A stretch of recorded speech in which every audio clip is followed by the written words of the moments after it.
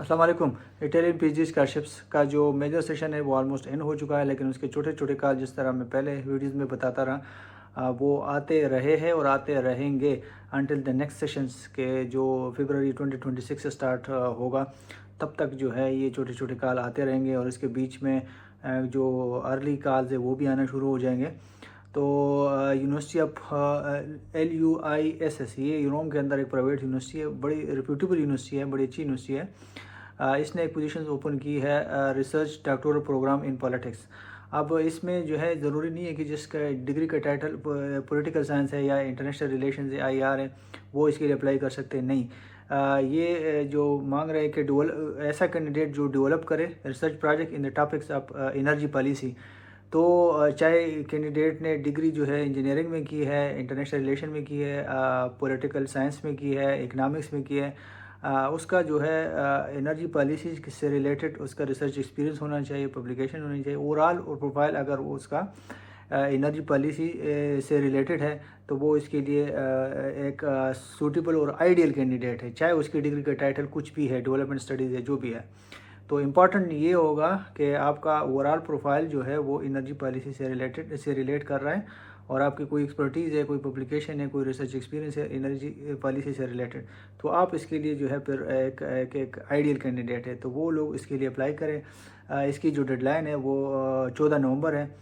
तो अच्छा खासा टाइम है आप लोगों के पास, और मैं थोड़ा सा इसके बारे में स्क्रीन पे आप लोगों को दिखाता हूँ कि आप इसमें कौन सी चीज़ें इंपॉर्टेंट है और कैसे आप अप्लाई करेंगे।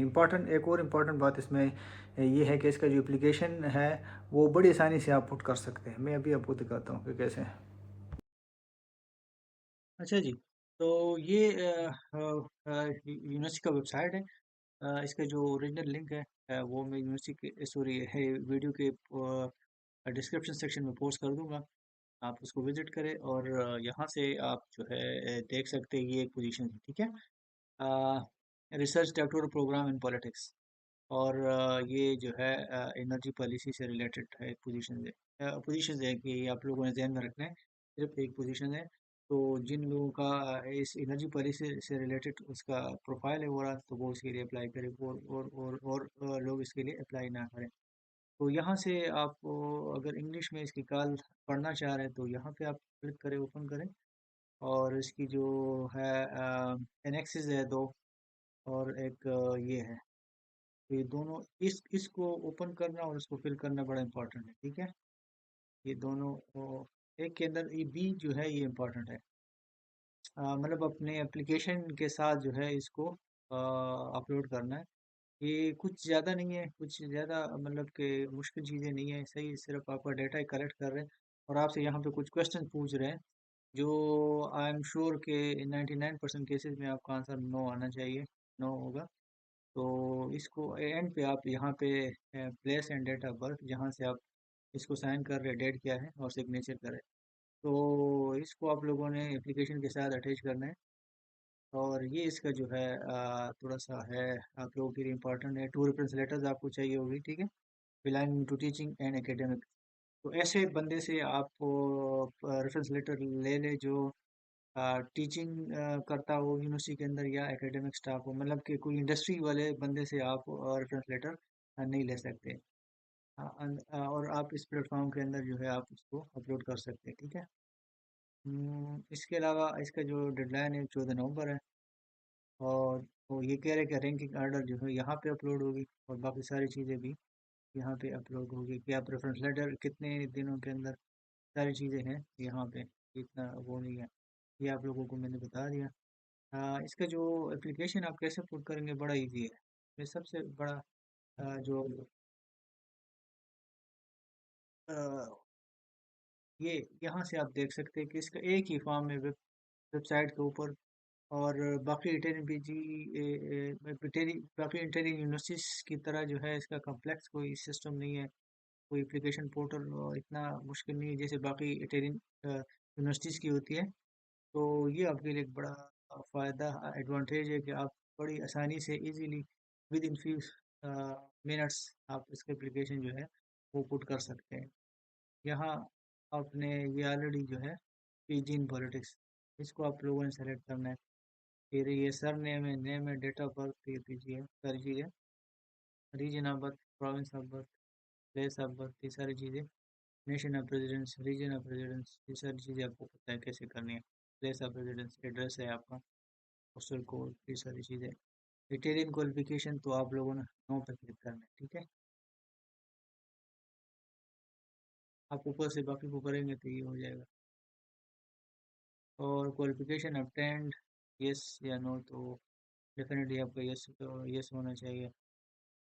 डेट ऑफ ग्रेजुएशन, कब आप ग्रेजुएट हुए, और लैंग्वेज का जो आपका लेवल कौन सा है। के अलावा नेम ऑफ फर्स्ट रेफरेंस, जो रेफरेंसेस आपने देने हैं प्रोफेसर के, वो आप लोगों ने यहाँ पे देने हैं। और सिटीजनशिप आपका इटालियन है, अदर है, वो अदर होना चाहिए। और टेक्स्ट कोड जनरेशन, यहाँ पे आप लोग इससे परेशान नहीं होना। आप जब ऊपर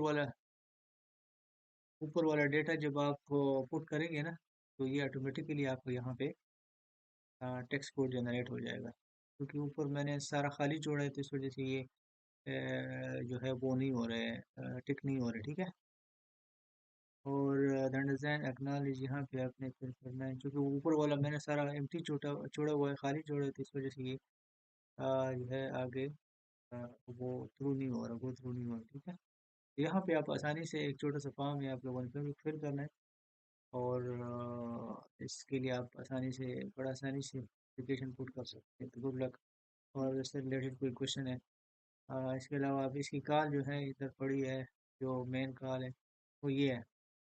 यहाँ से इसकी वैल्यूएशन क्राइटेरिया और कौन सा डॉक्यूमेंट रिक्वायर्ड है, इटालियन पीजी स्कॉलरशिप के हवाले से आप लोगों को ज़्यादातर पता है कि दो पेजेस होते हैं। पहले क्वालिफिकेशन होती है, एप्लीकेशन के दौरान जो डॉक्यूमेंट्स आपसे मांग रहे हैं वो रिकमेंडेशन लेटर हो सकते हैं, मोटिवेशन लेटर, एक प्रपोजल, और इंग्लिश प्रोफिशिएंसी सर्टिफिकेट अगर आपके पास आईएलटीएस वगैरह नहीं है तो यही कुछ गिने चुने 5-6 डॉक्यूमेंट्स हैं।